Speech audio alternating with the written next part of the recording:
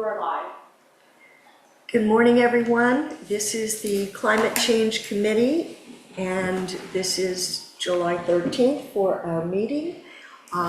If everybody will please stand and begin the Pledge of Allegiance. Pledge allegiance to the flag of the United States of America and to the republic for which it stands, one nation, under God, indivisible, with liberty and justice for all.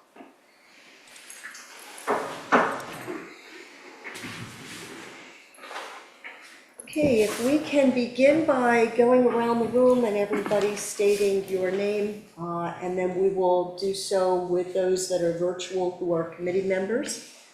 Please. Sally Silver. April Wells. David Thomas. Deborah Goldenberg. Kelly Baxter. Liam McDermott. Bill Zolper, Town Manager. Gary, did you want to? Gary Persinger, liaison, commissioner liaison. And those that are part of the committee who are present virtually, if you could please identify yourself. Dave Davis. And we also have Dawn Hinks here for the town. So as we begin today's meeting, I've provided an agenda to everybody, and I would appreciate a motion as to adopting this agenda for the beginning of today's meeting. Is there a motion? Motion. And is there a second? Second. Thank you. So that agenda has been adopted. I wanted to move on to the approval of the minutes. We're going to start with the ones that were for September 8th and are updated June 11th.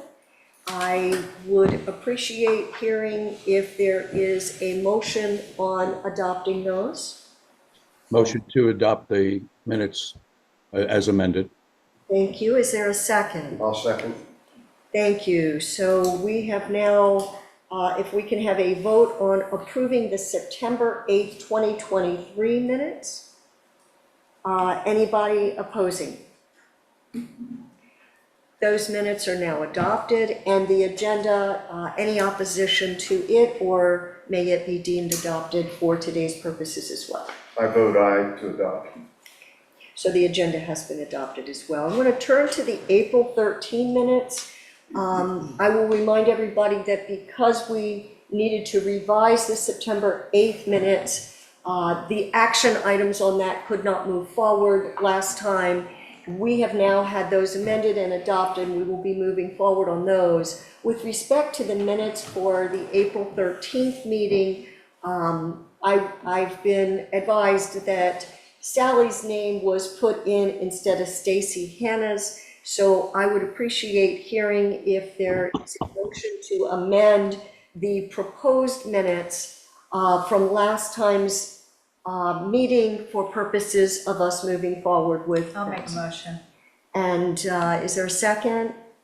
Second motion. Any opposition to making that amendment in these minutes?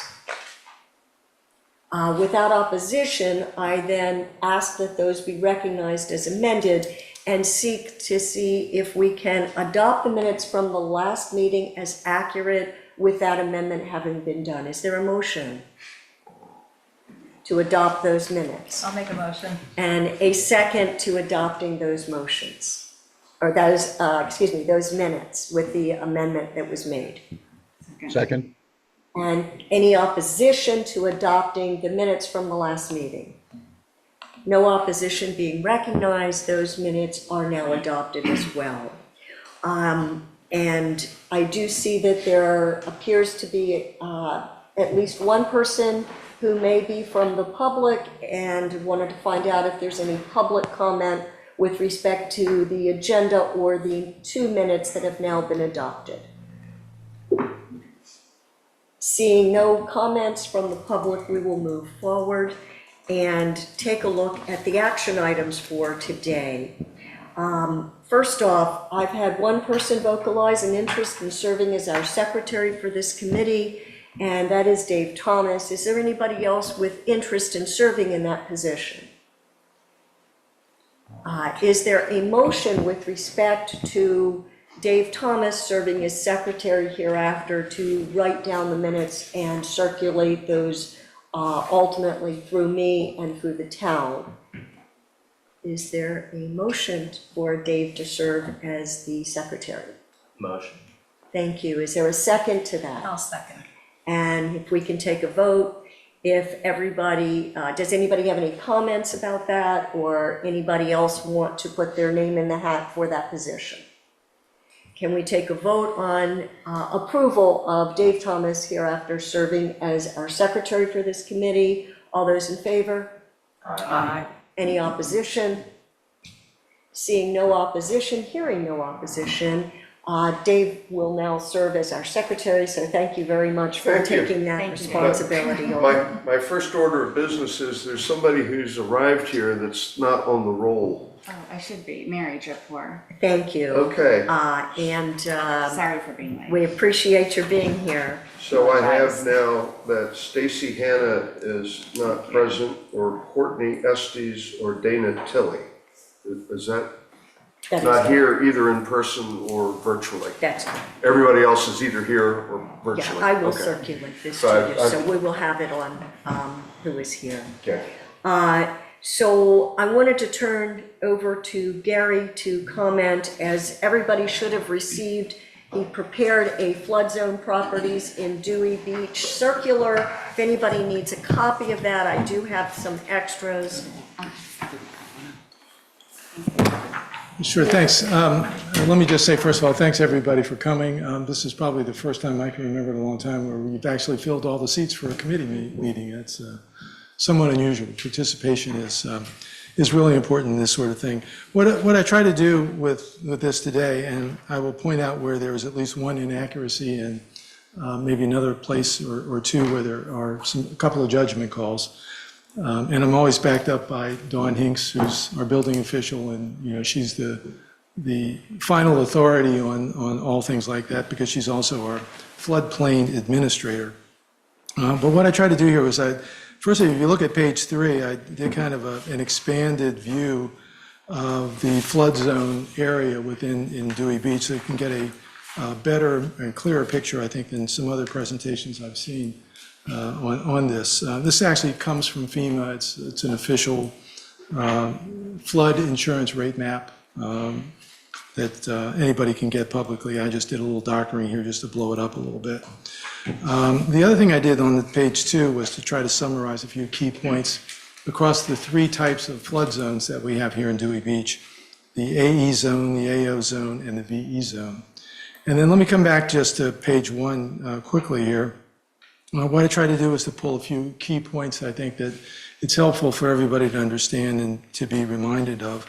First of all, that all of the properties south of Clayton Street are in a federally designated flood zone. That's about 2/3 of the properties here in Dewey Beach.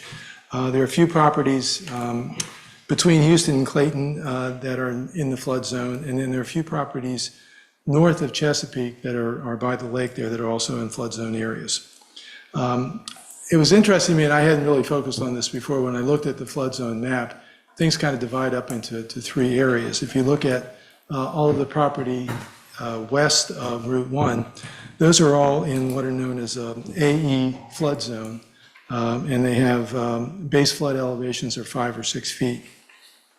And what that means is the base flood elevation is measured relative to sea level, and there is a 1% chance each year that you will have a flood that is equal to or exceeds that level.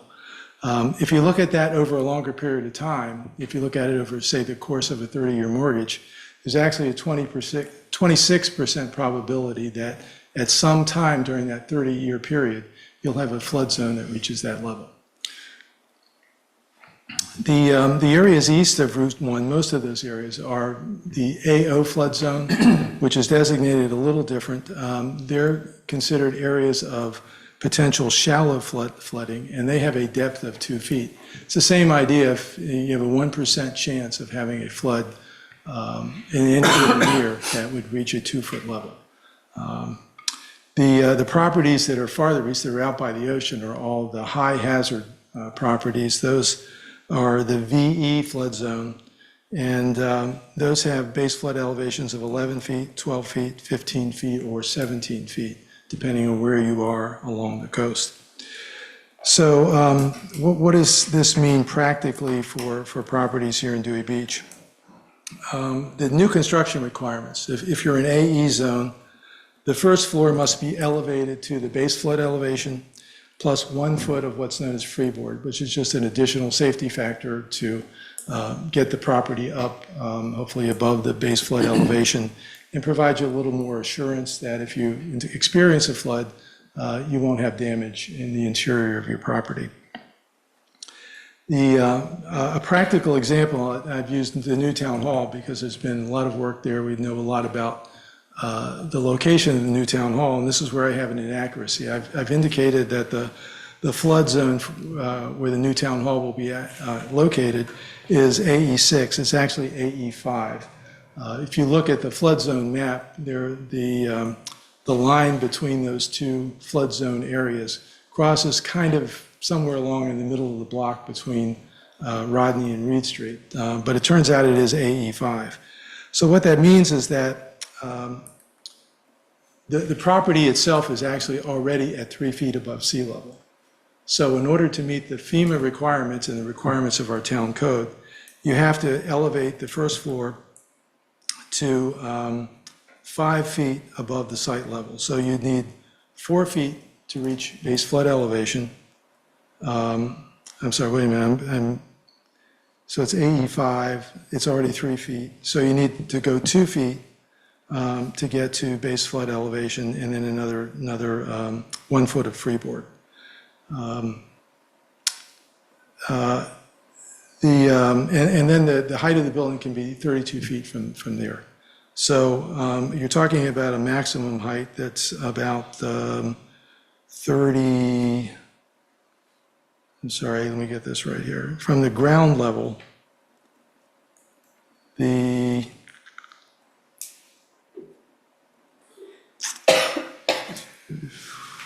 3 feet, the ground should be about 36 feet. I'm stumbling over this, but it does get a little complicated unless you think through it a little more clearly. In the AO zones, the AO2 zones, the first floor must be elevated to 2 feet above the highest adjacent grade. So the measurement for the AO zones is a little different. It's not relative to sea level rather, but you would measure it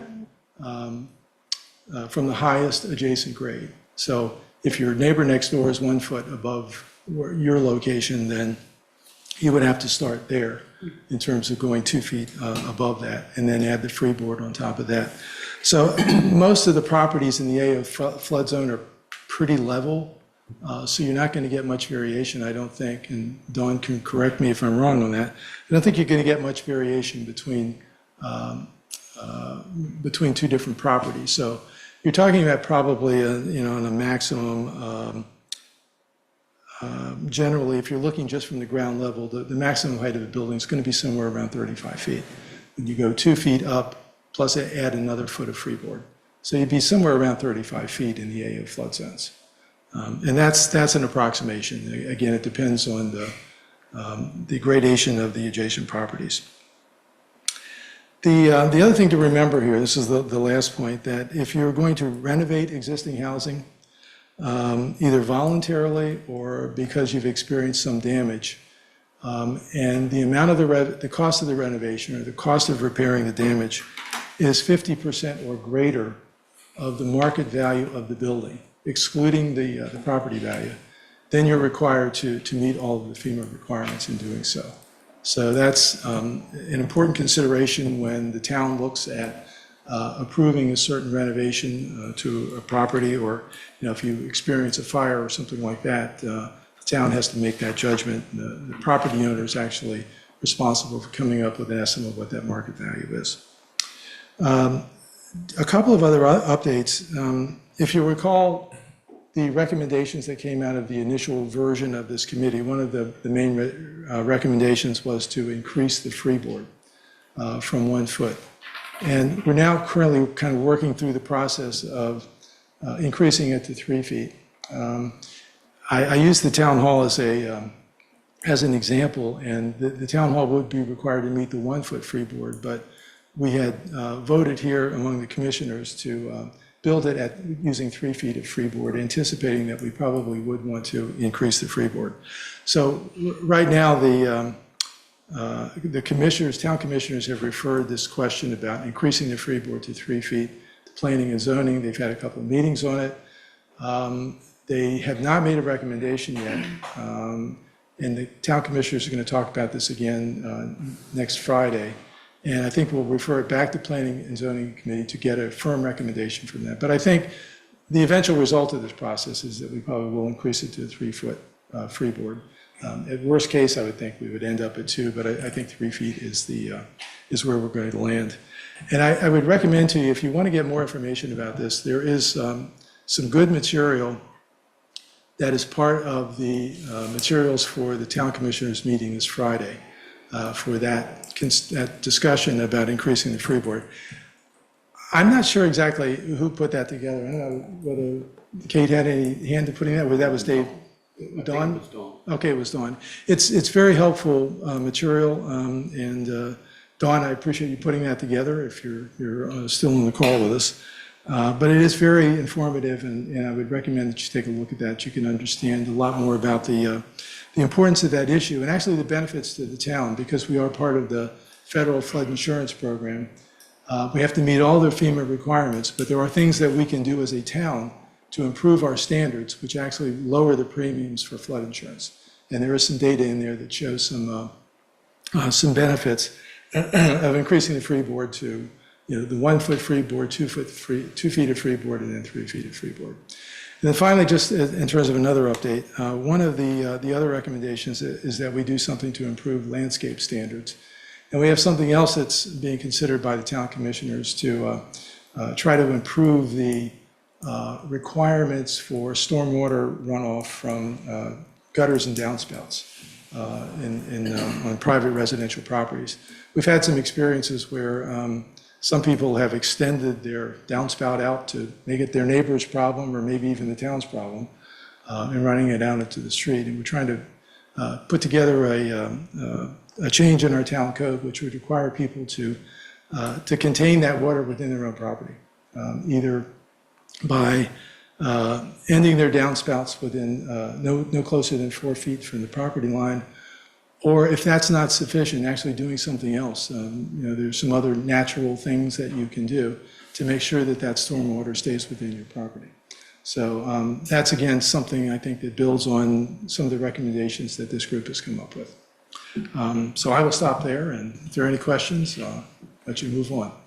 Gary, if you could let us know, based on the town voting that's to be occurring this Friday on the freeboard amount, is there anything that you believe this committee should do further with respect to that elevation amount, or just in general? I don't think so at this point. I mean, there's been a lot of discussion, and as I say, there is some good material that's been put together on that. Planning and Zoning has had a couple of meetings on it, and they'll come back to it again, hopefully, if we vote to. The vote this Friday is just going to be, I think, to refer it back to Planning and Zoning. We're not actually going to vote on any specific ordinance to increase the freeboard, but by going back to Planning and Zoning, that means there's additional opportunity for public input. So if members of the committee want to weigh in, that's either at Planning and Zoning, or when it comes back to the town commissioners again and we hold another public hearing. I believe we're required to have another public hearing because it's a zoning code change. Then there's ample opportunity again for public input, and members of this committee are certainly welcome to weigh in. And if that goes back to the vote on Friday, which would go then back to the planning committee, when do you foresee that an actual vote would be likely? Probably in August. And how hopefully, that's assuming that Planning and Zoning can get it scheduled.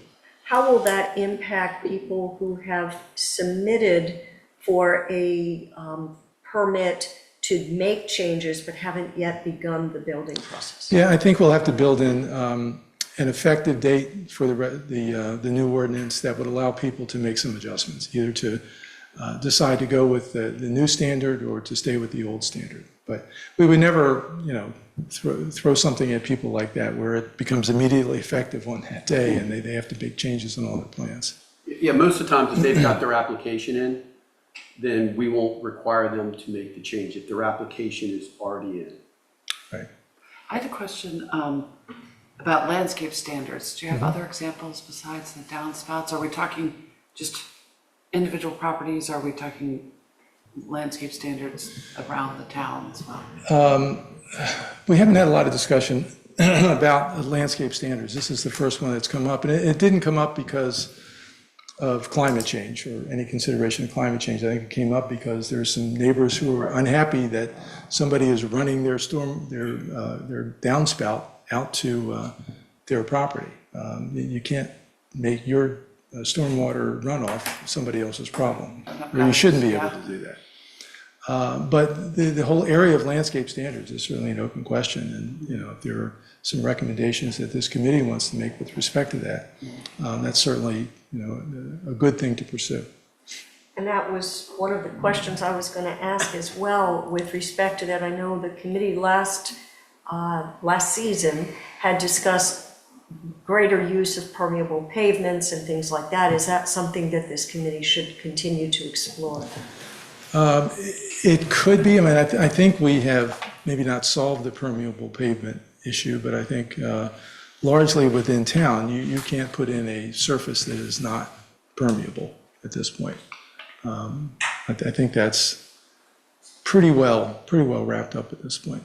But the other thing I could mention with regard to landscape standards is we have had over the last year or two an effort to tighten up the regulations under which you can remove a tree or even prune a tree for that matter.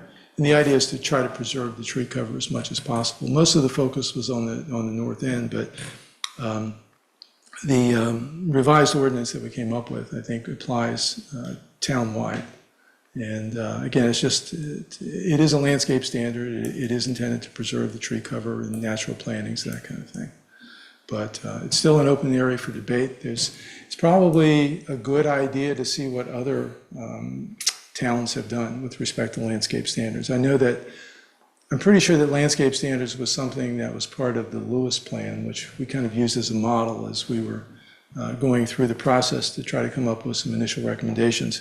So that's a good place to start. But any of the shore communities, Rehoboth obviously is a good place to look to in terms of what they have done, and you can bring those forward and see what the committee thinks about in terms of improving some standards here as well. Other questions? Yeah, I have one. Do you have numbers on how many properties are currently at the appropriate height in Dewey? Is there any statistics on that? I don't, but a lot of the properties in Dewey are older properties. They were built before the town even became a part of the flood insurance program, and before we established Section 101 of our code, which is the Flood Prevention or Flood Reduction Act. So I don't know, but it largely applies to new properties or properties that have to be renovated. Tear downs. Yeah. It doesn't seem like there's that many properties that are at the appropriate height now. That's probably true, yes. Okay. Although it's a little hard to tell because on the AO properties, 2 feet, the flood level there is only 2 feet, so it's a little hard to tell how many of those properties might meet the standard. Yeah, on the west side, that would be pretty obvious. Yeah. Okay. And there's also, I should mention this, the businesses sometimes have, if they're not in the, businesses in town also have the opportunity not just to, they have a choice between raising their property or flood-proofing their property up to the base flood elevation level.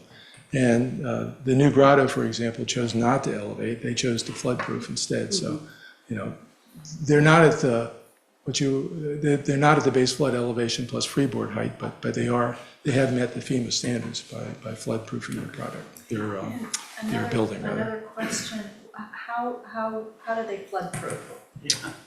I'm certainly not an expert on that, but I mean, basically they include whatever materials are necessary up to the required level just to keep the water out of their property. And it becomes a little tricky, I think, on the entrances because you have to have something that is removable. And there has to be a human being there to, if the flood is coming, there has to be somebody to put that place, that gate or barrier in place.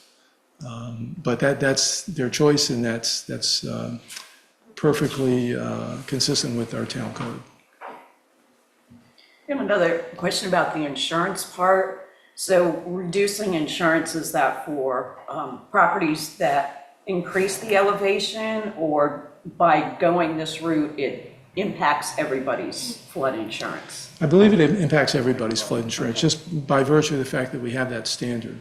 We include that standard in our code. And then they come in and audit, they'll do an audit, and that's why it's important when people are going to do something different to their properties. Sometimes it may not cost the property owner anything. Sometimes it may, but we have to have a paper trail for everything. If not, we could fail an audit, and then we'd be in jeopardy of losing the discount on the insurance. And Dawn could talk more about that if you had any more questions on it. Other questions from the committee? Yes. Morning, Gary. Thank you for your work here and this workup. I'll start off by saying that since it rained yesterday, I went by Jersey Street around 6 o'clock to observe the pluvial flooding that was sheeting completely across the roadway. And it does appear that there were several properties where any kind of discharge of water off of a roof into a downspout system would end up in a single pool of water. And my concern is that back when Jersey Street was designed and the houses built, it was many years ago, and that it may now still be that our hydrology and hydrographic mapping for the area still contemplates that we only get somewhere around 3¼ inches of rain in any 24-hour period, only once in 100 years.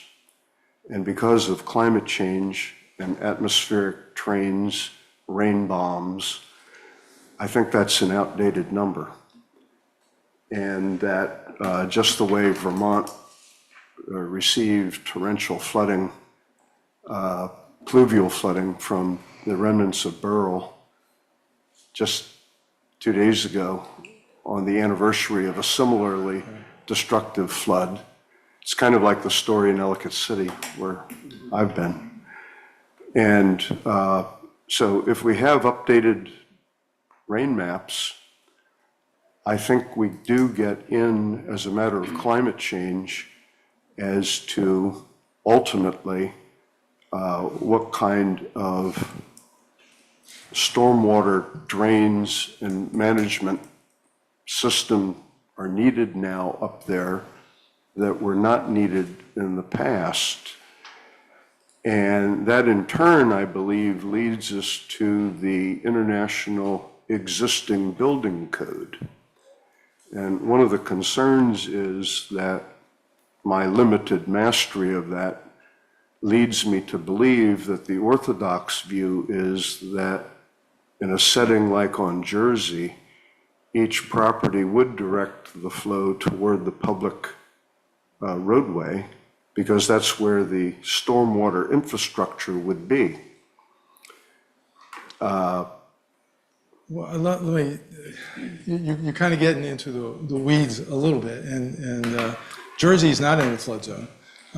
That's not to say it isn't going to be affected by climate change. We all are, and we all have some potential of being affected by the kind of storms they had in Florida, for example, where they were just washed with rivers of rain for days. Bill and his staff have been looking at some of the issues in the North End and how water pools on the streets up there. And I don't know that is there really any real stormwater infrastructure up there? There's very little in the North End, as you know. Jersey Street, both first block and second block, have been identified as where we're going to go in, do storm drains.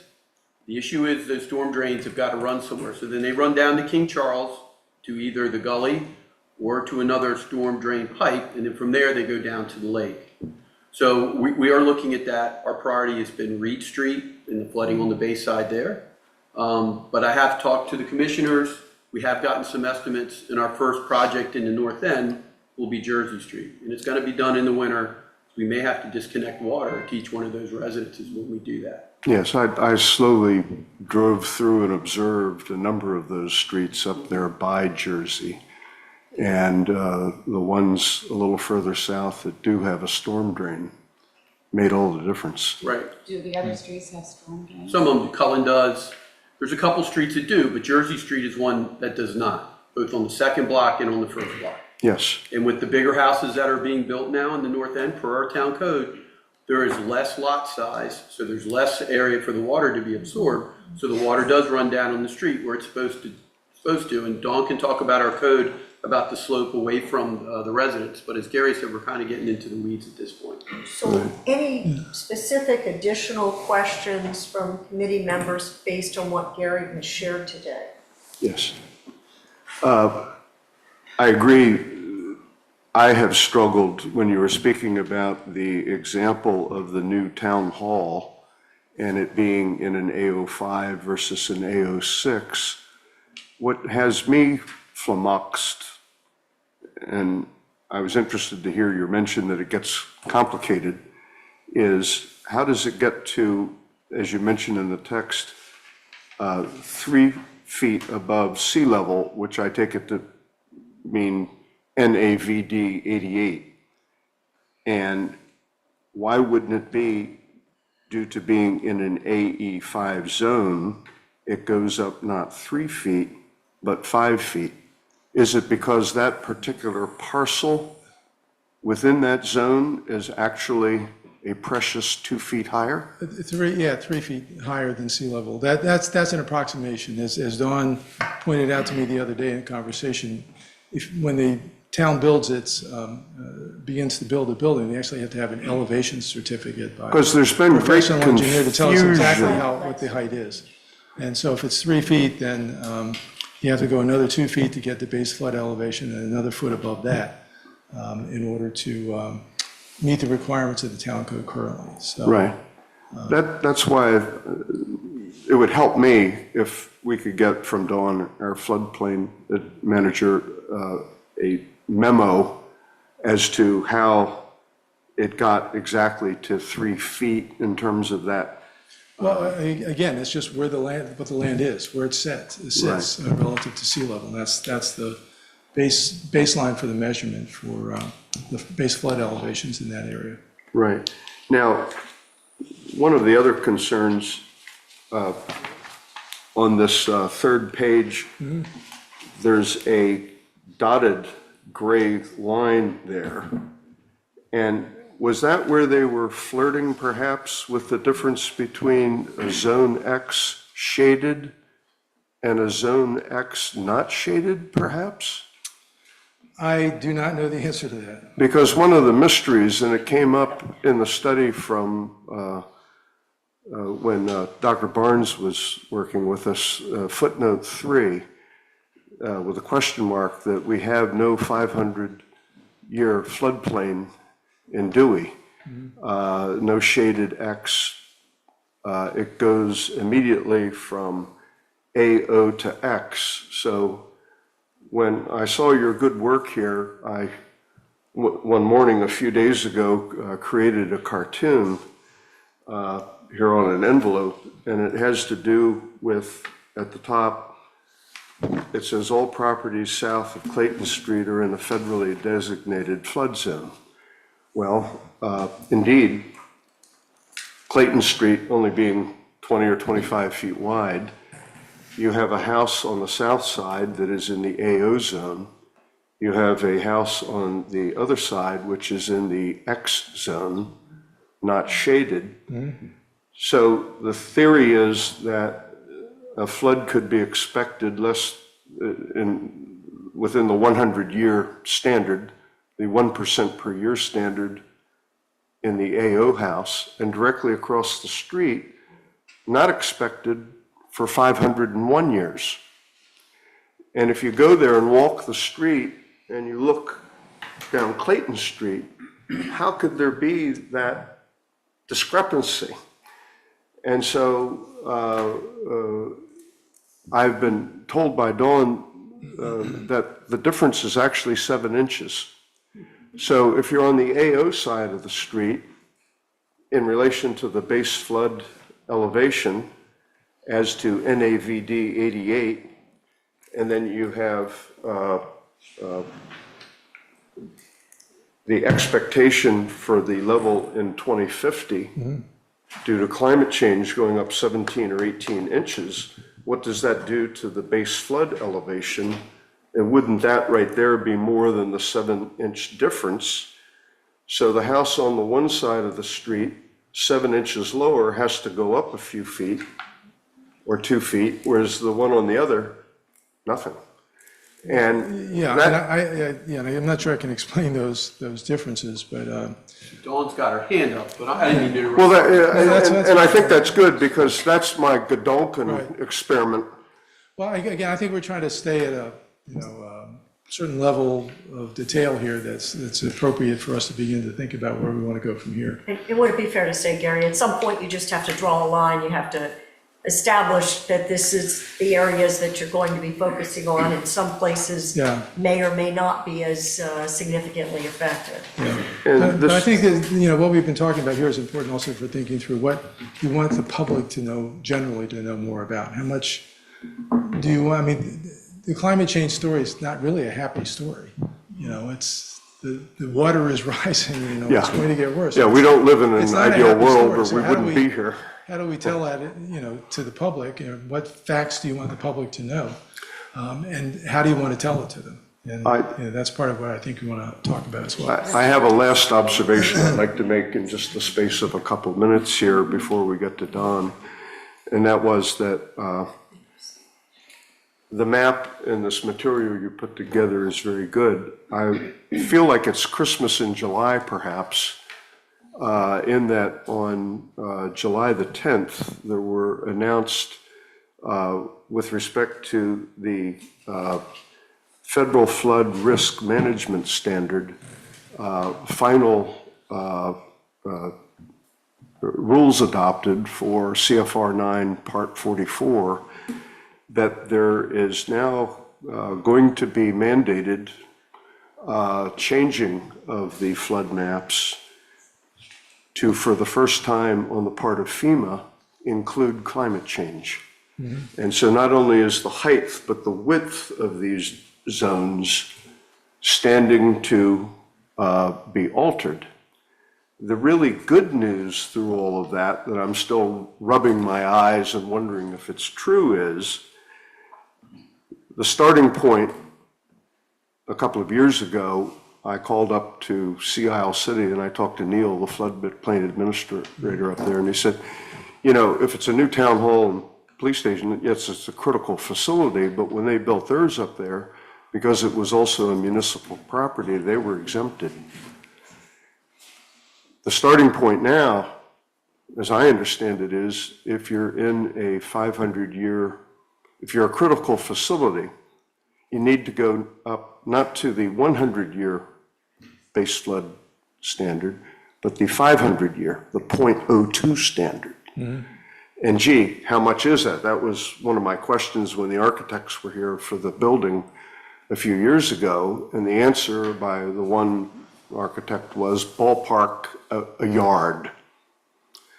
And so that gets into that, well, what is, which gets back to my idea of a specific memo as to down to the 100th of an inch, what is the engineering for that level? And the good news is that under this new mapping that's now been mandated, our maps are supposed to be changed every 5 years, but the ones in Dewey really go back to 2014. There was a little bit of a change in 2021 with respect to the height, but not to the width of the zones.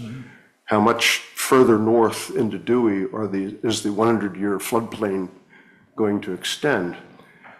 I've used up my 2 minutes here, so the bottom line is that if we look into this and we follow these new mappings, it has been said that a critical facility like our new town hall, police station, and EMS facility would be subject to FEMA paying for it 75%.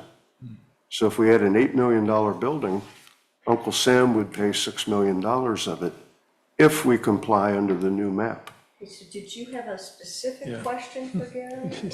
Is that true, Gary? I don't know. That is something that was just announced on July the 10th, I don't know. under the Why don't we- FFRMS. So with that, I'll stop. Okay. Thank you, Gary, appreciate it. If we can turn it over to Dawn, who can share information concerning FEMA plus 3 as it pertains to the town, and generally perhaps pick up where Gary left off and reference that you have information, please.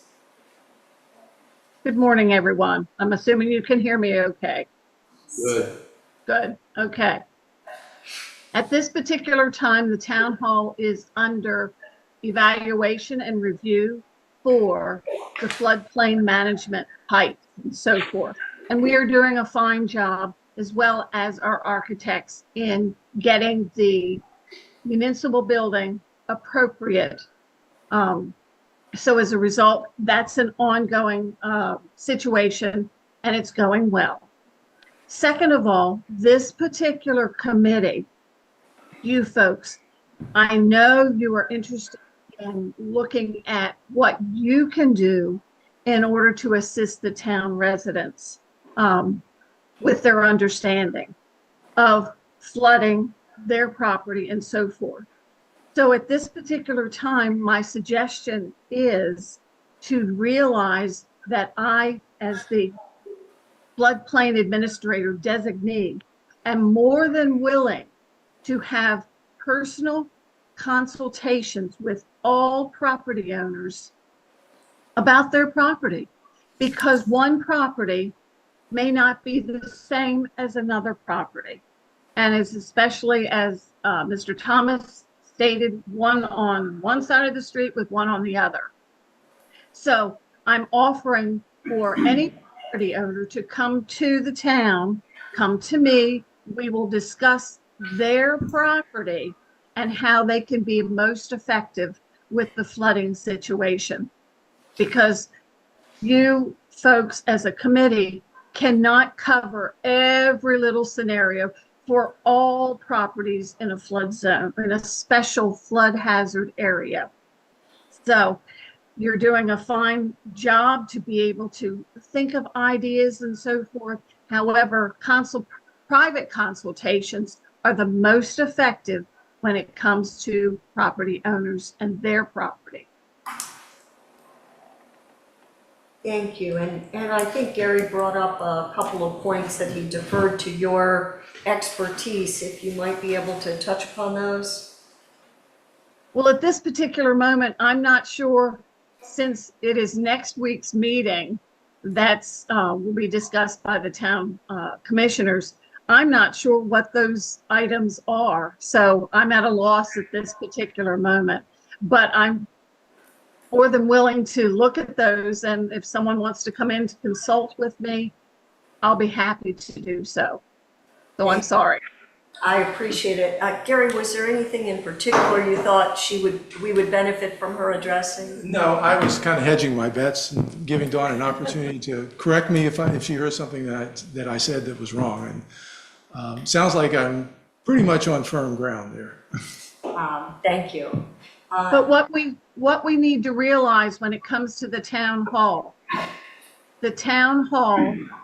is based on a FEMA elevation on mean sea level, has nothing to do with ground dirt level around the building. There's two different kinds of measurements between an AE and an AO.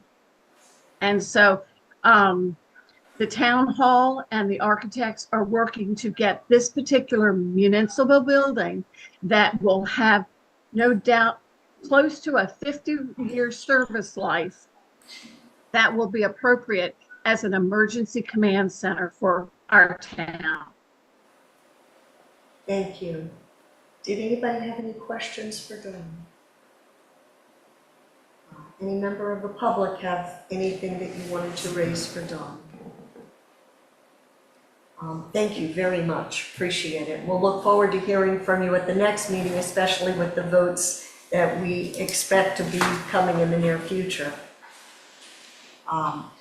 So I wanted to turn this over to discuss the May 9th conference that Dave and I did attend, which is hosted by the Delaware Department of Natural Resources. And I would encourage anybody next year who didn't have an opportunity to attend to consider doing so. It's pretty educational in a lot of what is shared. You have a lot of experts from around the state, and you have representatives that attend from pretty much every town in Delaware. One of the things that I noted that was of significance to me was that, of course, free boarding was the most highly recommended above the baseline elevation. But one of the things that kept being emphasized is that you have to plan for the uncertainty. We learned that Delaware has the highest tide flooding state of any state in the nation. And that was based on NOAA's annual high tide records. They were sharing that in Lewis, 60 to 90 days of high tides will likely occur by the year of 2050, and that sea level rise acceleration, even without the storms and without the unexpected kind of catastrophes that have been experienced, are going to be increasing far more greatly. And as a result of that, looking historically over what has happened with storms and tracking what has occurred, even over the last 10 years, is really not going to be that telltale for what is to come. And so as we go forward with the committee and looking at the minutes from September 8th and our goals, I'm going to remind us that we've got to figure out, and the town has to, the ability to bounce back. The resilience is what it was shared, and looking at what we have already prioritized as to what we should do. I have various documents that I brought back from that, but one of them that I wanted to share is a pamphlet called IDAPT, which is a personalized strategy for planning purposes, and it is a formula that you can put in information and it will give you feedback.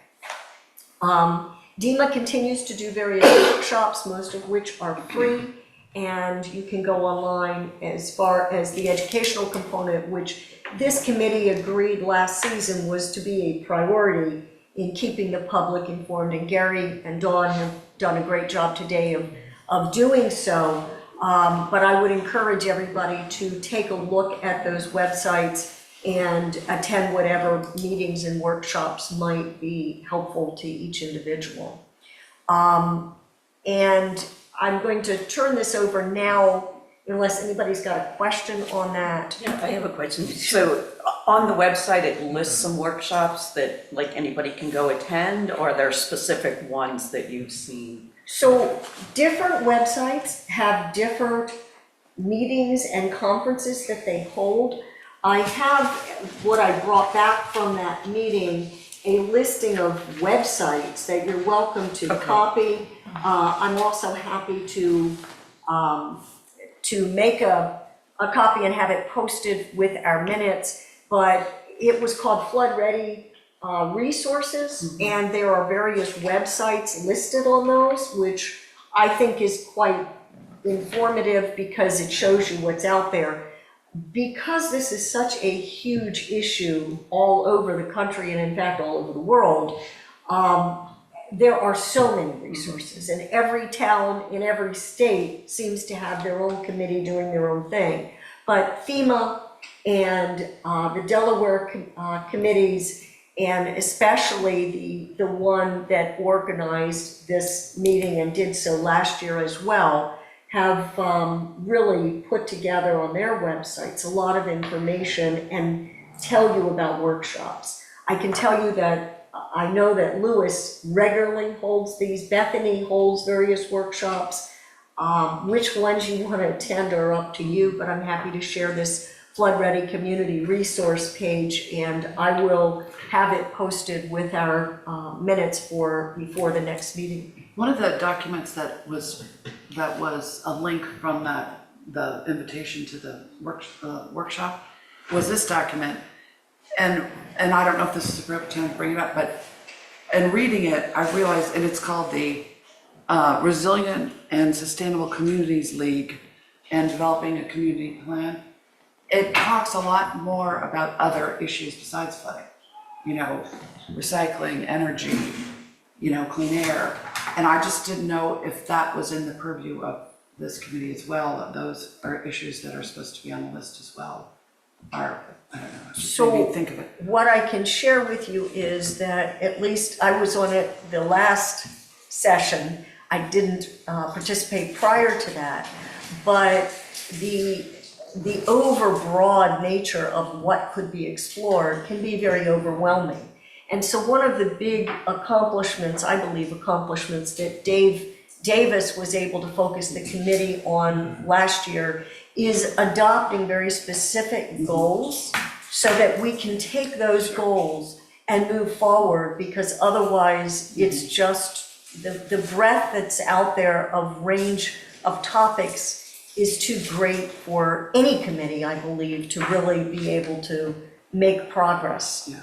Although obviously that's just my opinion, but that is how we got to the goals that were established. And if you take a look at the minutes from the September 8th meeting, you will see that there were a variety of things that were explored. Those came together after there had been other pursuits of information, and with the aid of some experts to help narrow the focus for this committee. And then we voted on those to then narrow them further so that we can actually take that and be productive. Does that help? Yes, that answers the question. Yes. And just also, Dawn's done a really good job on her town webpage. If you go under property owners, you click on that, then it goes to flood information. It talks about the town, it talks about our flood maps, and it gives you references for FEMA, the insurance and everything. It's right there on our town webpage. So you go to residents, property owners, and then you go to flood information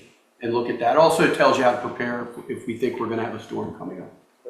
And Dawn, is that the information that Bill just shared that Gary referenced when he was speaking to us?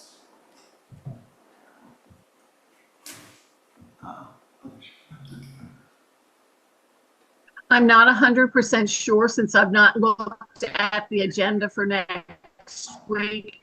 However, there is flood information on our website, as Bill just stated. Also, once a year, for the CRS program, a mailing is sent out to all property owners with various websites to help the property owner to be able to go and get some additional FEMA information. But within that mailing, it states that please contact the team for a consultation, and then we can discuss each property appropriately so that they, the property owner, can know what's best to do for their property when it comes to flooding. And is that mailer also posted with the resources referenced on the website? I believe, yes, it is. It's a 2-page mailer, and that mailer does go out to all property owners, and it's approximately in the spring. It might come with the tax, accommodations tax, and or the beach tax information, because of the fact that FEMA requires information like this to physically be mailed, not emailed, but physically be mailed in order to get discount points when it comes to insurance. The town tries to combine all this information together so it doesn't cost the town an exorbitant amount when it comes to postage. Thank you. Is that something that you would be so kind as to email me just so that I can send it to the committee, and we can also perhaps attach it to the minutes so that it educates our committee and also gives an opportunity for the public to have an easy reference? I will be glad to, and I'll make a note right now to send it out to you. Thank you very much. So Kate's bringing it up right now, and you can see all the information that's on there, plus the websites that are at the bottom of the page that Dawn was just talking about. If you go all the way down to the very bottom, right there, it's got all the different links to all the FEMA flood insurance, our Dewey Beach flood map. It's got it right there. And then if there's something there, something that you want there, let Dawn or I know, and we'll make sure it gets put in there as a link. Thank you. I appreciate it. In that respect, after I went to the conference that Deborah's been mentioning, I went and did the iAdapt for my property here in Dewey. And right at the top of the list of the recommendations it's interactive, was the CRS community rating system, and to get in touch with the floodplain administrator with respect to my property. So iAdapt goes very much in the direction that we've just been discussing as a new tool and a new resource. The other thing I'd like to mention is that Mayor Stevens has pointed out a couple of years ago the concept that here in Dewey, we can look forward to 17 inches of sea level rise by the year 2050. And at the meeting at the St. John's Estuarian Center that Deborah and I went to, they indicated that it's no longer 17 inches. They believe it will be 18 inches by 2050. And they no longer believe that that is likely to be true. They believe that is strongly going to be the case. So, I want to now ask Dave Davis to please update us with respect to what the committee requested of you to make the contact with the marketing committee, if you would, please. Happy to. When I saw that Sally and I were listed on the agenda, I got real nervous. So started to make calls, and I talked to both Paul Bauer, who's the liaison with the marketing committee, and then also spoke with Gary about this. And I think the path forward on this, since we're not really in a way able to delegate directly to other committees, the new minutes from the September 8th, 2023 that have now been approved, I believe now can be put back on the next, or a soon to happen town council agenda for reconsideration. I think they've already talked about the fact that we submitted them, but that was some time ago. Now it would be time, I think, to act on them. And as part of that, the town council can then apportion out to the different committees we've suggested the action points. And I think obviously the marketing committee would be one of the key ones there. So that's the actual status. And Gary, if I can ask you to make sure that at some point that's put on a town council meeting upcoming, in the near term, I'd appreciate that.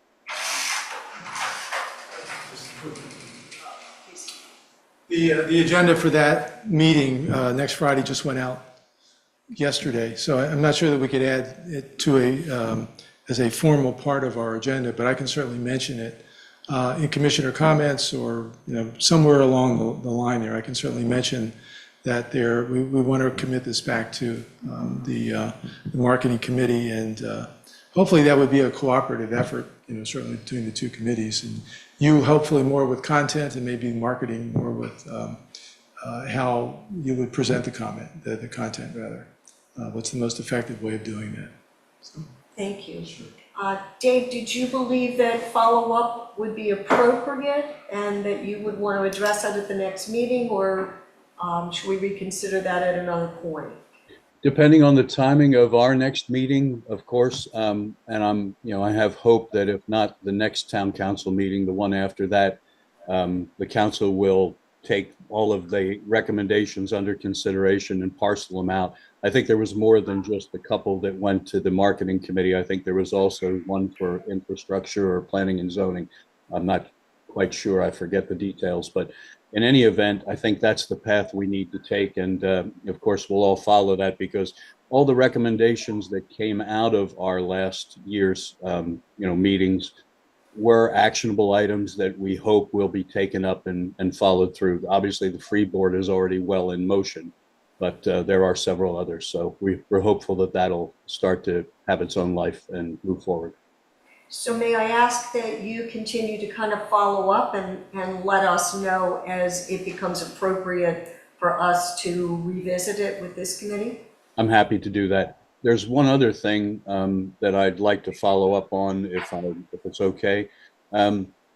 Mayor Stevens was the head or is still the head of the ACT group. And last year at about this time, they were collecting information on what all the nearby and coastal municipalities were doing in terms of their activities relating to climate change.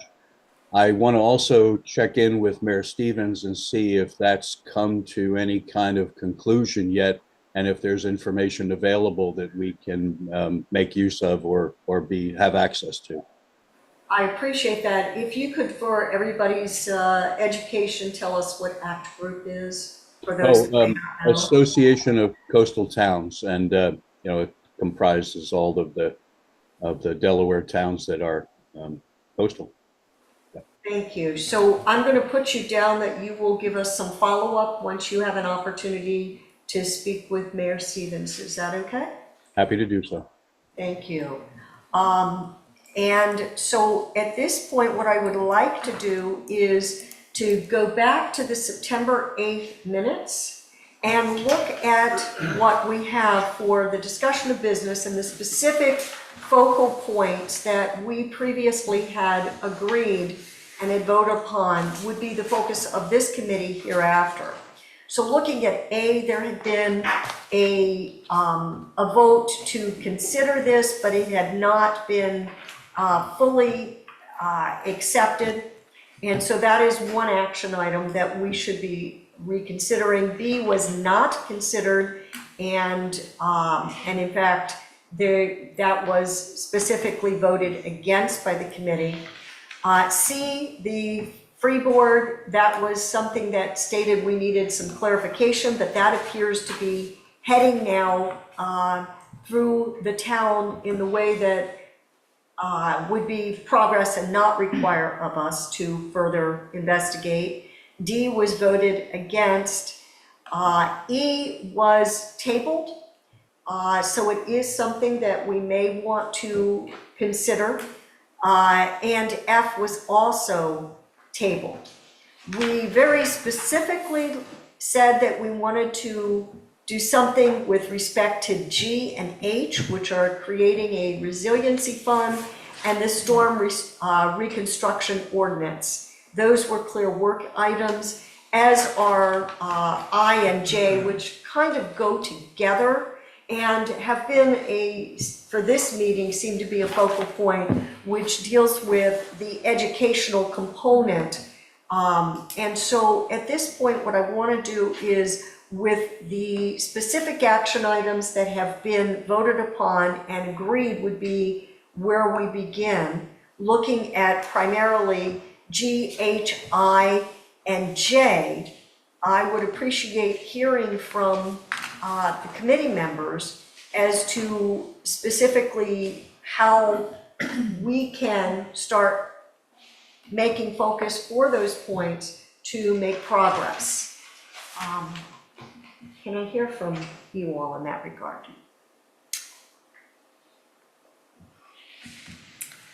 Please. Regarding the public education campaign, I think that that's really critical. And I think messaging, the way it's packaged, the way the words that are used are very important in terms of getting public buy-in. Especially, you're talking about earlier, a resiliency fund.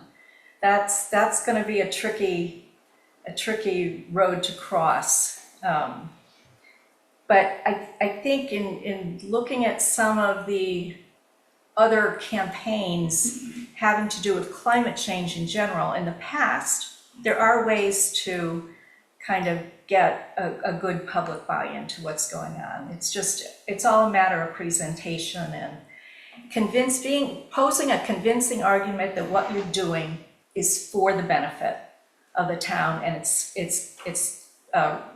citizens and businesses, as opposed to it's not something you're doing to them. Right. And that, I think it's just, it's gonna be a very important piece of this. So I think that what you're saying is very important, and I think it's consistent with what the committee last time felt strongly about, which is how we ended up with recognizing the need to work with the marketing committee. What we need to do is to prepare the information so that the marketing committee can take it and do, as you've explained, get the public to be on board with what is necessary. So while the public education is essential, we've got to figure out what that information is going to look like with respect to these other goals so that it can be properly, if you will, marketed. One of the things that had been discussed last session was the fact that there is a beach tax, for example, and there's substantial resistance to any form of taxes, which I think is probably not specific to Dewey, but very specific to anybody who is having to pay. And yet that beach tax deals with everybody having to pay, but only those funds, and Bill can correct me if I'm wrong, are applicable for beach side. So the bay side does not have such a tax. And that was one of the considerations with respect to this resiliency fund, is where does the money come from and how do we get an understanding of what needs to occur and who it needs to include. Bill, did you want to chime in on that? So the beach replenishment fund is to be used for the maintenance of the beach. And that's considered at this time the ocean side. And so in looking at the resiliency fund, we were looking at trying to figure out what we would need to do to also apply to Bayside. And as has been discussed today and in previous meetings, Bayside is subject to substantial flooding and it's going to be becoming worse. Where do we put our priorities, and how do we collect those funds, which would be marketing, trying to make that something that is publicly supported, and to what those funds will be applied. So in looking at that fund or the potential of it, did you have some ideas on where we could start to explore how to get that started? Because right now, and Bill, correct me if I'm wrong, there isn't anything very specific to any collection that would apply for a fund to Bayside. So there's an infrastructure set aside out of a number of different things like building permits, some others that go into the infrastructure fund. And we have approximately $650,000 in that fund now. We also received a grant that we applied for from Senator Coon's office for $1 million to work with the Army Corps of Engineers on Reed Street to possibly put in a pump station over the next 2.5 years there. The town is, once we agree to that and sign that MOU with the Army Corps of Engineers for the $1 million, the town will be responsible for 25% of whatever the overall cost is on that. We've applied again for another $1 million out of Senator Coon's office, but we won't know if that's approved until next year. How did the Baird infrastructure there, how did that? So before I got here, it was $1 million project. It was completed about 10 years ago, but I don't have much more information on that. It feels like a Financed with a successful, loan. It was financed with a loan. and it feels like a successful, I live on Baird, so a successful It is. project. And I feel like with messaging, if people know what they're paying for, it's a lot easier to swallow.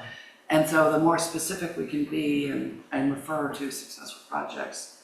And in that, I don't really know what our messaging is at this Yeah. point. Like, so is that us to develop that messaging, or is that? Well, I think it would be helpful if we had something that we could present and you have it considered as messaging, and then they can take it from there. So what, I mean, I guess, to be specific about one thing, we want a resiliency fund. And so how do we, I mean, I don't know where to start, I guess. If I I think may, that has to be voted on by the citizens of the town through a referendum, if there was any type of tax like that, correct, Gary? Yeah. Commissioner Persinger?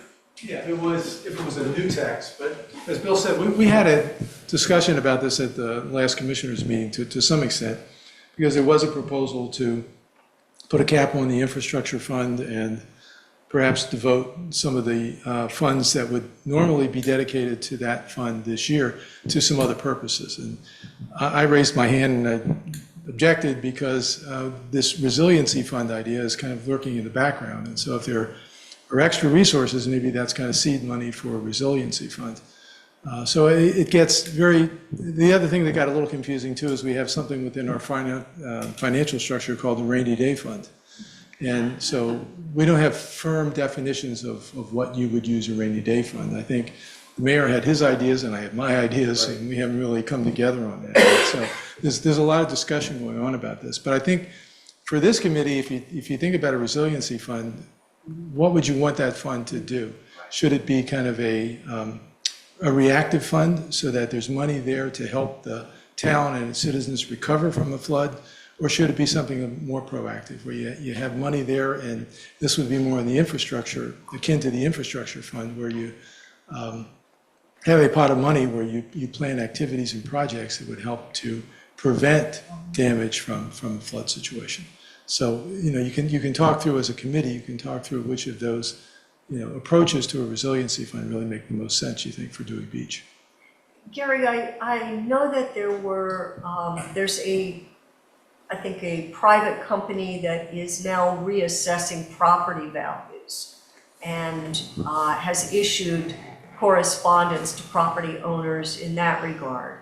What will happen with the additional taxes that will be collected as a result of properties likely paying more taxes from that? Well, I mean, that's is that state or Sussex County? I forget. Sussex County. Sussex County is doing this reassessment. I mean, I just got my letter too, and I looked at the details and I wonder, should I really tell them if they don't have it all right? I don't. I think that's the going question right now with most people. That's on the record. Yeah, I know. You're live here. But I'd say which details. I don't know how that would affect our beach tax, for example. I don't know how that whole reassessment is going to play out, but there may have to be some adjustment in how we levy our beach tax, because that's tied to the way that the county does its tax levy now. We just have a different assessment rate. So I don't know on that, how that's going to play out. Deborah, if I may, Please.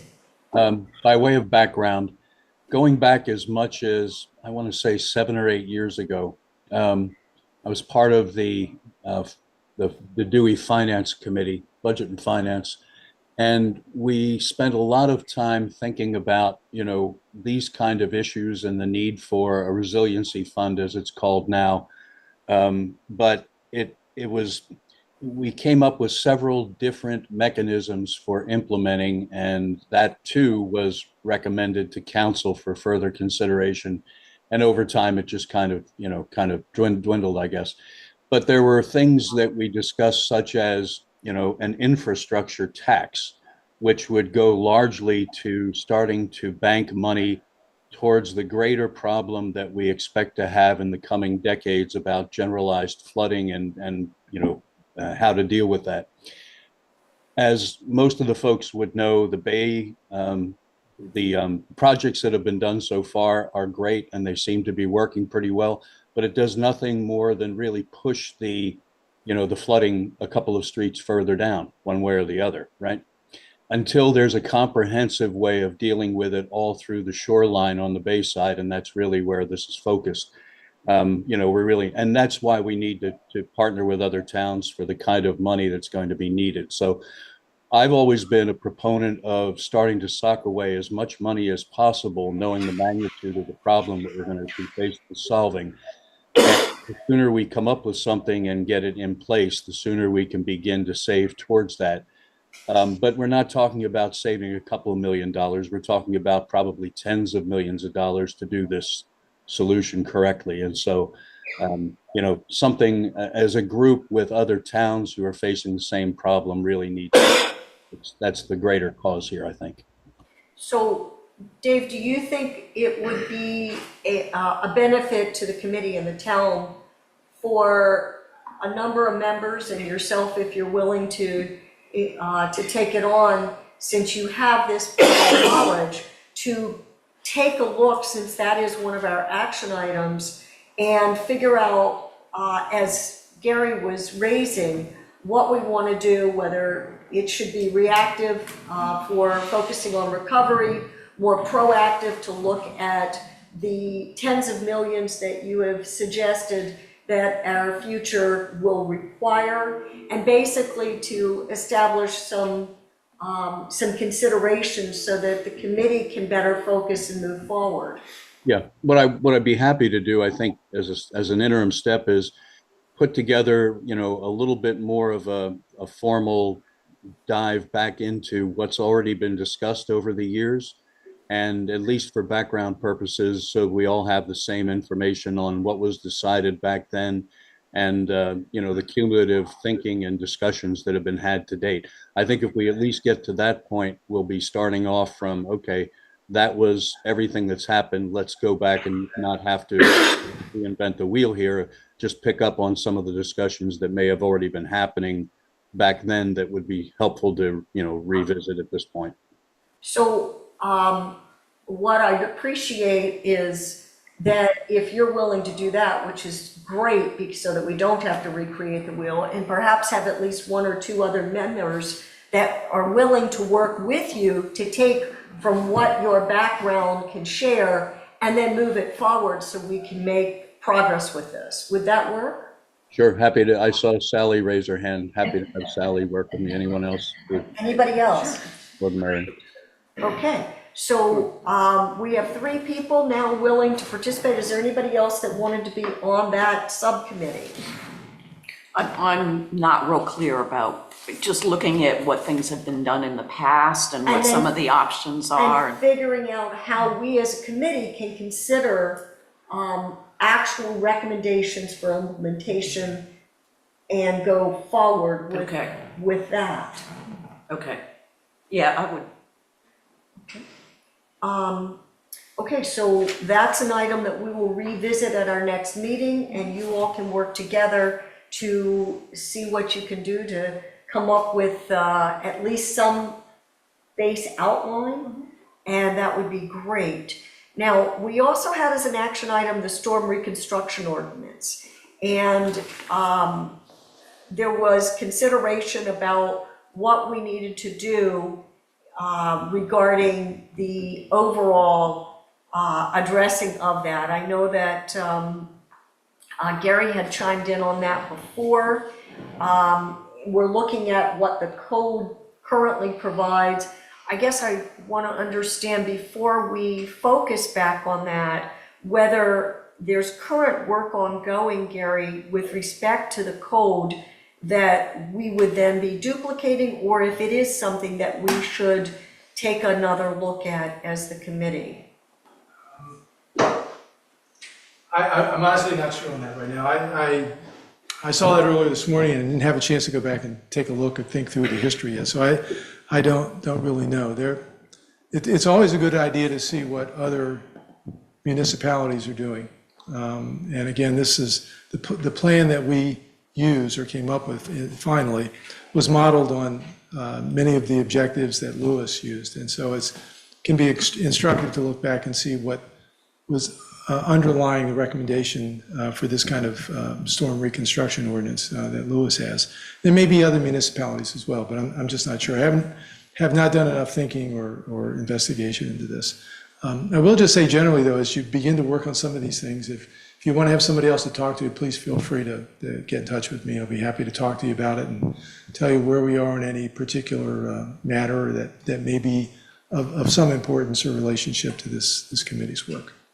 Thank you. So what I'd appreciate is hearing from a couple people willing to work together and with Gary to bring back to us at our next meeting where we may stand and what we may be able to do to support this action item. Are there a couple of people willing to do? And, please, I didn't realize you were here. If you would come up, bring a chair, and let everybody know that you are part of this committee. Yes. So at this point, Dana Tilley and Stacy Hanna are the only two that, have they come in virtually or whatever? Not that I'm seeing. Okay. So I'm hearing that Courtney, you're gonna work with Dave on action item H and see where we go with that.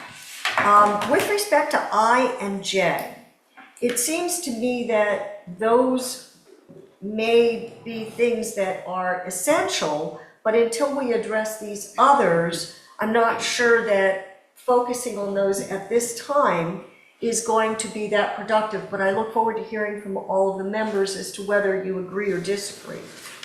Could you just say for the record what I and J? I beg your pardon. Yeah. So I is working with the marketing committee to take a look at the sea-level rise disclosure for real estate transactions.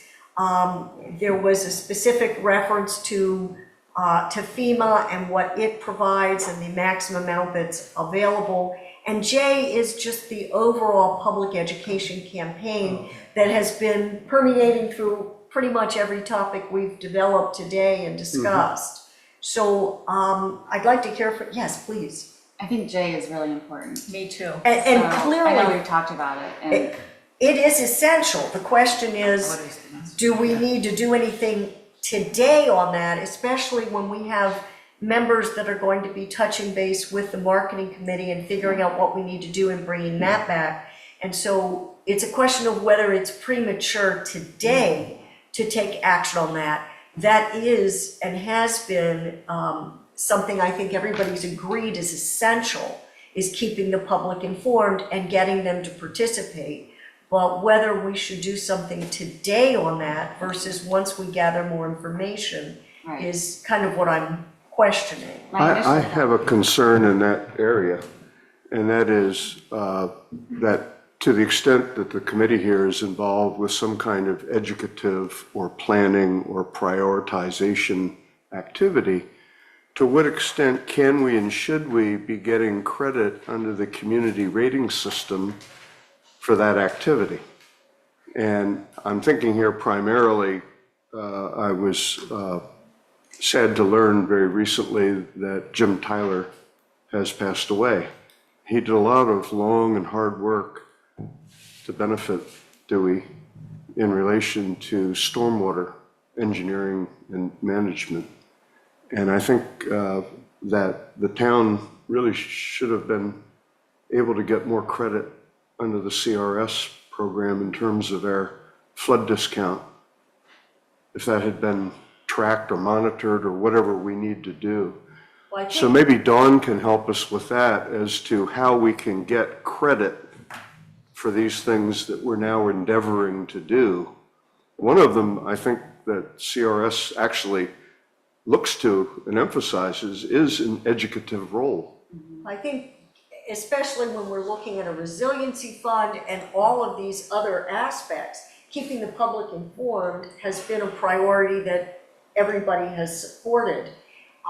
The question today is, knowing that we need to do that, knowing that Davis has already agreed to contact the marketing committee, bring back to us at our next meeting what steps we'll need to do, what format, and we've agreed that we're going to be needing to work with them. As Gary had said, we will, as the committee, provide what the information is, and the marketing committee will figure out the best way to share it with the public.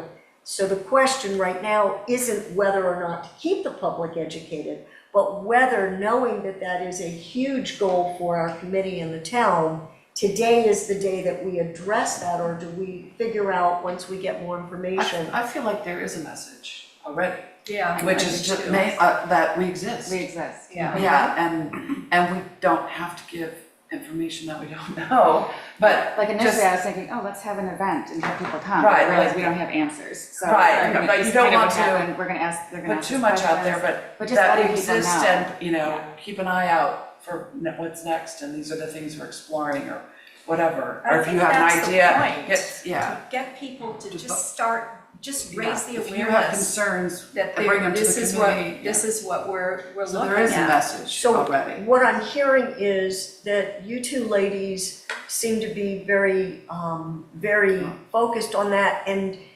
perhaps working with Dave and touching base with the marketing committee, because it's the marketing committee that's going to be actually doing Doing the it. education for purposes of doing exactly what you said, which is we exist and we're looking for public We're a involvement. new committee, and, if you have concerns, it might fall under our umbrella someday. So, can I ask that you all participate with Dave on that? Yes. And did you want to also participate on that? Yeah. Great. Yeah. Okay, so we have 3 of you all working with Dave Davis with respect to action items I and J. And that pretty much goes through, in a fairly quick way, the action items that were adopted by the September 8th group. Can I clarify sure. something on I? Please. The wording, under FEMA, 250K, and only, what does that mean? That FEMA will only give you $150,000 And good luck getting it all. from your, so assessed value of the structure. So people have their personal insurance, this is This is FEMA dollars. dollars. And it's based on the assessed value, and there was a So if you have $1 million question house, you're getting $250,000 max. from FEMA, And then you're on the, What- okay, But you have yes. to buy it. Right? oh, the FEMA insurance? The- so that, Personally. there's your own insurance and then what FEMA would do to help you should you have a catastrophic event. And so that's what that was focused. And that is important for us to keep our FEMA rating so that would happen. I think an important tool in relation to that is getting the what-if printout as to, for each increment of 5% credit on the flood insurance premium, what does that actually translate to here in Dewey as to the premium dollars saved annually by all the policies that are in force here in Dewey? I just looked up recently for New Haven, Connecticut. They still have such a printout. For Monroe County in Florida, it's to the point because of their participation in the CRS program, the average premium reduction per policyholder is up to $573. Up in Sea Island City, they had Sandy credits that had a 10-year life that expired, so they went from a category 3 to a category 4, back up to a 3. That difference for the 13,000 people in Sea Isle City is $1 million per year. Well, and that might be information, sharing just knowledge might be something we can emphasize. Homeowners aren't focused on that. So these are all things that if you all can work together, you can list some of the educational topics that you believe for right now and then future that we should be contemplating. And so as far as one of the things that you brought up, what does this exactly mean? One of the concerns that was raised is that FEMA bases it on assessed value. And as Gary was sharing, they are currently trying to look into what those values should be. And so if your value on your property was based on 1965, then that's what FEMA's going to be looking at. But I think that's probably outside of this committee's focus with respect to those specific aspects, but keeping people informed and keeping people notified about resources where they can get information is something that you may want to consider. Or even that, what, you brought up something, was it ACT? What was the Yes. flyer? The I was gonna take a iAdapt, picture of it and share that with my neighbors and anyone I Right. know. to I say, just pulled "Here's it a up plan and then like, it's on the it's like- website." Yeah, you put your own personal. Yeah, if you go online and Google iAdapt, it comes up quickly and it's user-friendly, and it led me to a series of recommendations for my property that put the community rating system and the floodplain and getting in touch about my particular property right at the top of the list of 6 or 7 items. And so on this resources page that I referenced, it's the top one. I guess one of the things that I might suggest you all consider is there's so much information. And if I were just to get this, I wouldn't know what to, I mean, it's a little We can slowly overwhelming. I feed out, mean, this yeah. is multiple Ideas. pages. And so that may be something, how best not to just put No the one's gonna information read out it, there, yeah. but how to actually let people This know immediately this is sort of goes to a significant. survey of your own property, which people might be very interested in. So I'll look forward to you all kind of developing an outline on that. Just Okay. brainstorm on. And so that pretty much brings us to the end of our agenda items, other than other committee member comments. Is there anything anybody else wanted to discuss today? I'd like Yes, to please. Pose a question, and something that Dave Davis briefly brought up, more of like a bigger picture idea, but obviously there will continue to be these smaller infrastructure projects regarding flooding. But looking at something more broader for the town regarding sea level rise is something that I'm not sure if that's something that we monitor. For context, I stumbled across a project that the city of Virginia Beach did, where they brought on a private engineering firm as consultants to kind of do a full, they did multiple years of research on sea level rise in Virginia Beach, and then put together a plan over the next 25 years of coastal infrastructure, and just a massive comprehensive plan for the city. So basically, my question is the need to bring on private consultants. Is that something, I guess it's related to sea level rise, so is that something that would be monitored by our committee? Is it something that's already being looked into by the town? Or is that something the infrastructure committee Or is is that focused what a on? resiliency fund? If I may. Please. We did talk about this a little bit at the beginning of last year's committee, and the consensus was that we need to first to better characterize the issues themselves. And I have a sense that at some point the town would be probably okay with hiring a consultant to help us with, creating such a document. But we weren't really there yet, and I think we're going to need to do a good bit more homework and sort of characterizing before we're ready to do that, and hire them with a specific scope in mind. I can't speak for the town, but I think at some point that's probably likely to happen.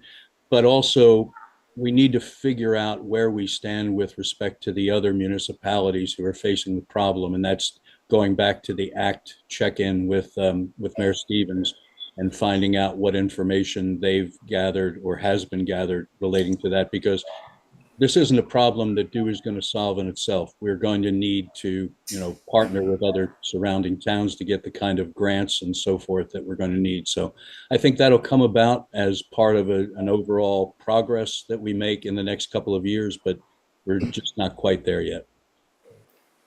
Gary, or Bill, did you have anything you wanted to add to that? Not at this time. When it comes to infrastructure, we've relined all our stormwater pipes since I've been here over the last 4 years. And then now that project's done, and hopefully with the Army Corps' help, we can focus on Reed Street. The town's going to start focusing on storm drainage on those streets, especially up on Jersey Street. But as for an overall plan that you talked about, we have not done that yet. I'm not sure we even have the funding to start something like that at this point. I know it's not in our budget right now.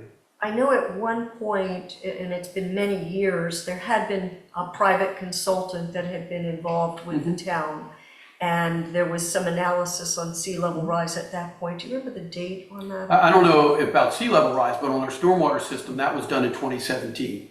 And I've got a copy of it in my office, and it's also online.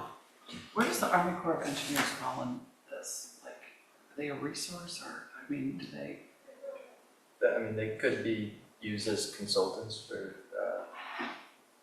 that, yeah. Just in general, I mean, the topic that you raised, this broader assessment of what we can do here in Dewey Beach is certainly relevant and within the purview of this committee. Consider it, make some recommendations with respect to that. And as you say, Virginia Beach has done it. I know other municipalities have done something like this as well. Dave Thomas mentioned a report that South Bethany did about a year or so ago. So that's certainly worth looking at. In terms of what- Well, and that, you know, I immediately thought of the resiliency fund. We don't really have any specific. The resiliency fund, you know, would that fall under budgeting, you know, why wouldn't that cover it or something like that? It might, that's certainly a possibility, yeah.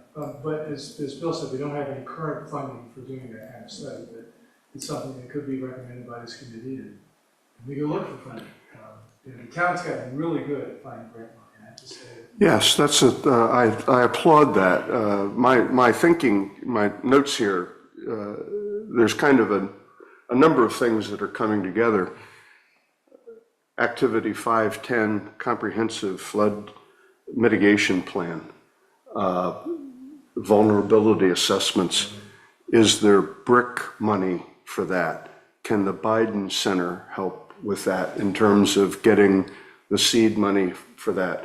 How about the National Floodplain Administrators out in Madison, Wisconsin? And beyond ACT, there's also SCAT. I talked to a fellow up at the Estuarian Center when Deborah and I were there. And then also Dewey Beach is a participant in the DLLG, the Delaware League of Local Governments.